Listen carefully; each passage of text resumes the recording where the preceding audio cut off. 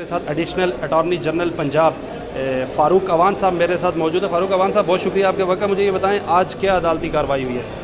बिस्मिल्लाहिर्रहमानिर्रहीम।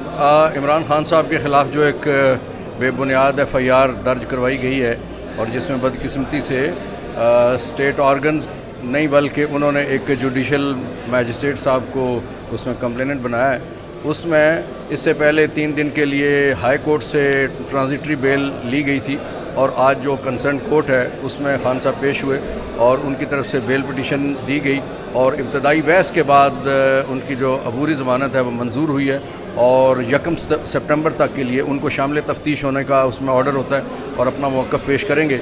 1 सितंबर उनकी बेल की कंफर्मेशन के लिए नेक्स्ट डेट है। बाबर अवान साहब आपके बड़ा भाई हैं और बड़े जोश से दलाइल दे रहे थे और जजेस को मुतमईन कर पाए हैं क्या कि इमरान खान ने तौहीन अदालत नहीं की क्या? देखिए, तौहीन अदालत का मुकदमा तो अलग से है, ये चूँकि दहशतगर्दी की दफ़ा लगाई गई है और डॉक्टर साहब मेरे उस्ताद मोहतरम हैं, इसलिए मुझे उनका शागिर्द होने पे ज़्यादा फ़ख्र और एज़ाज़ महसूस करता हूँ।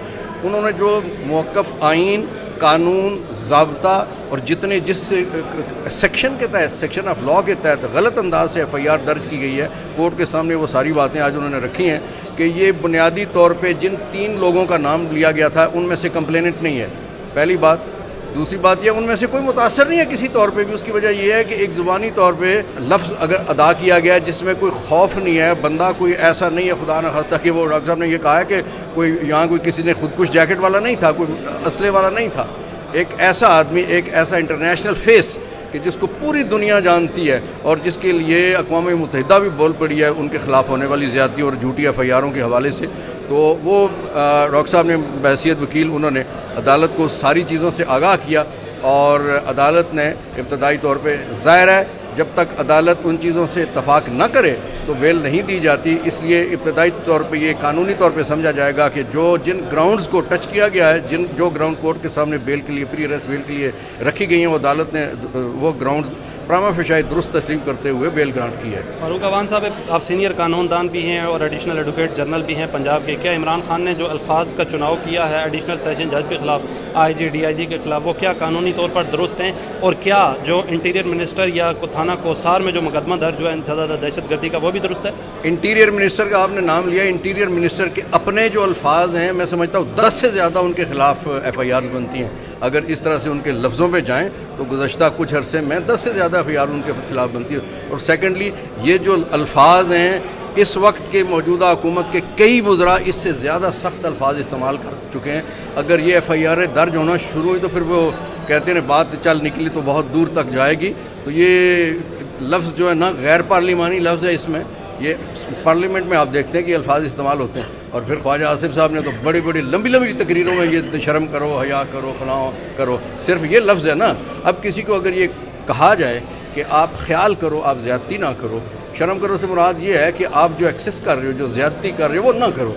इसके अलावा इसमें ना कोई जान का ख़तरा है, ना कोई खौफ है, ना कोई धमकी है, ना कोई ऐसी बात है, ना गैर पार्लिमानी लफ्ज़ है। वैसे आज जो कोर्ट में प्रोसीडिंग हुई है, 1 सितंबर तक का टाइम मिला है, उसमें इमरान खान साहब खुद आएंगे, मचल के जमा होंगे या उनकी बेल कन्फर्म हो जाएगी? क्या होगा 1 सितंबर को? उनके वकील डॉक्टर साहब ने ये अदालत को आगाह किया है कि खान साहब चूँकि अपना एक कानूनी हक इस्तेमाल कर रहे हैं, 9 हलकों से वो कौमी असम्बली का इलेक्शन लड़ रहे हैं और 9 हलके पूरे पाकिस्तान में फैले हुए हैं, किसी एक सूबे में या किसी कोई एक इलाके की या एक डिवीजन की कॉन्स्टिट्यूंसीज नहीं है। तो इसलिए उन्होंने पूरे पाकिस्तान में अपने जो उनके वोटर्स हैं, उनके लोग हैं, कौम के पास जाना है, वोटर के पास जाना है। इसलिए डॉक्टर साहब ने ये कहा था कि डेट थोड़ी सी एक्सटेंड करें, लेकिन फिर कोर्ट की तरफ से कहा गया कि इब्तदाई तौर पे ये डेट रखी जाएगी। और डॉक्टर साहब ने यहाँ ये भी कहा था कि मैं फिर अगर नेक्स्ट पे उनकी पर्सनल अपीयरेंस के हवाले से भी पटिशन दूंगा। मैं समझता हूँ ये टाइम जो है सफिशेंट टाइम है और फिर एक दफ़ा बेल ग्रांट हो जाए तो उसमें बेशुमार जजमेंट्स हैं कि वो अगर किसी वजह से पेश नहीं हो सकते।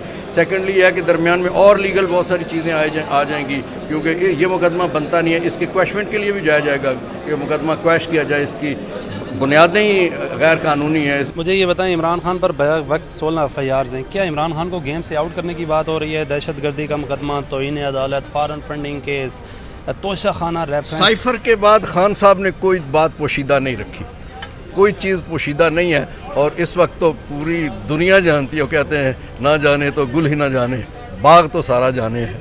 تو اس وقت یہ کوئی بات کوئی پوشیدہ نہیں ہے، پوری دنیا جانتی ہے کہ خان صاحب کو کیوں، کس کے کہنے پہ، پیچھے کون ہے، کن کو خطرات ہیں، یہاں پہ نہیں خطے میں سی پیک سے، دنیا کی تجارت سے، دنیا کے امن سے، بہت سارے معاملات سے، اور پھر خاص طور پر ہمارے پڑوس میں جس کو ہمارے نااہل رانا ثناء اللہ وزیر داخلہ نے دشمن ملک کہا، ہمارا برادر اسلامی ملک، 40 سال کے بعد یار ہماری لوگوں نے بھی جانے دی، ہماری فورسز نے بھی جانے دی، اور وہاں کے لوگوں نے تو اپنا تباہ کر لیے نسلیں، تو وہاں اگر امن ہوا ہے تو اس کے پیچھے ہمارے ادارے تھے، اور ان اداروں کے علاوہ خان صاحب کا بھی ان کا سفارتکاری تھی، اللہ کی مہربانی سے، کہ ایک وقت تھا کہ پوری دنیا خان صاحب کے ذریعے سے اپنے لوگوں کا ایگزٹ وہاں سے مانگ رہی تھی، پورے یورپین امریکن سارے کے سارے، تو وہ اس کے پیچھے تو کچھ چیزیں ہیں نا، کہ یہ خان صاحب ان کی جو شخصیت اللہ رب العزت نے اس بندے کو ایک اتنا بڑا امیج دیا، اتنا انٹرنیشنل فیس ہے یہ بندہ پاکستان کا، پاکستان کی طرف سے، تو وہ دنیا میں بہت کچھ کرنے کی صلاحیت رکھتے ہیں۔ انشاءاللہ اللہ نے ان کو زندگی دی، اللہ تعالیٰ نے ان کو موقع دیا، تو صرف پاکستان کے لیے نہیں، امت مسلمان کے لیے بھی کریں گے اور دنیا کے لیے بھی کریں گے،